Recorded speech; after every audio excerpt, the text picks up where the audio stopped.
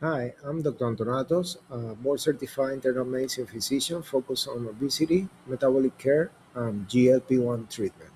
Your TSH is normal, your T4 is normal, your doctor told you your thyroid is fine, and yet you're exhausted, you're gaining weight despite doing everything right, you have brain fog, you're cold all the time. Here's what the standard test is missing and why.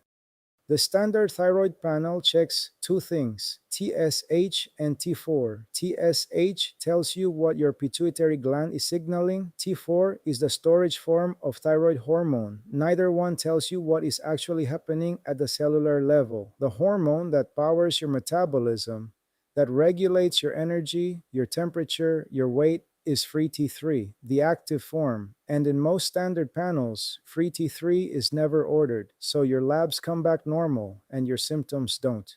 Here is what the standard test doesn't capture. T4 has to convert to T3 before it can do anything useful. That conversion happens through an enzyme system called the iodinase, and when it works correctly, T4 becomes free T3, active thyroid hormone that reaches your cells and drives metabolism. But T4 can also convert into something called reverse T3. Reverse T3 is inactive. It takes up the same receptor sites as free T3 and blocks them. So even if your T4 looks normal, if too much of it is converting to reverse T3 instead of free T3, your cells are not getting the thyroid hormone they need. TSH stays normal. The standard panel looks fine, and your metabolism is still running slow.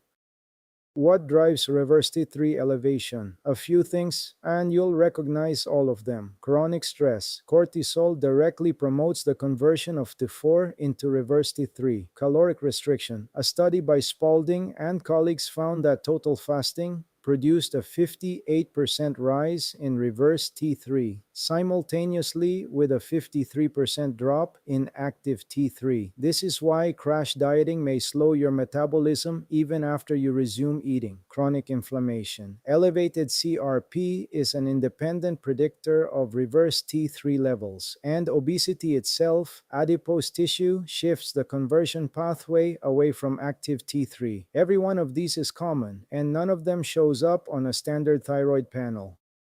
There is also a concept called subclinical hypothyroidism, where TSH is technically within the lab reference range, but may not be optimal for that individual. Some researchers have argued the upper limit of normal TSH should be closer to 2.5, not 4.5 or 5. A TSH of 3.5 gets reported as normal, but for some patients, that number correlates with real symptoms, fatigue, weight gain, difficulty losing weight that simply aren't being addressed. The FT3 to reverse T3 ratio may be more informative than TSH alone. Pattern recognition across multiple values, not a single number in a reference range.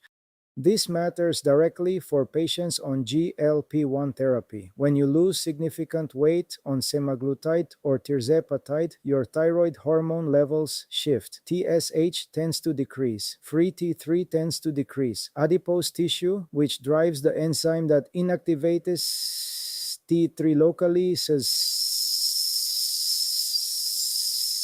is reduced. This is why thyroid monitoring during active weight loss is part of physician supervised care. These are not separate systems. They interact, and a physician who is watching only TSH may miss what is changing underneath.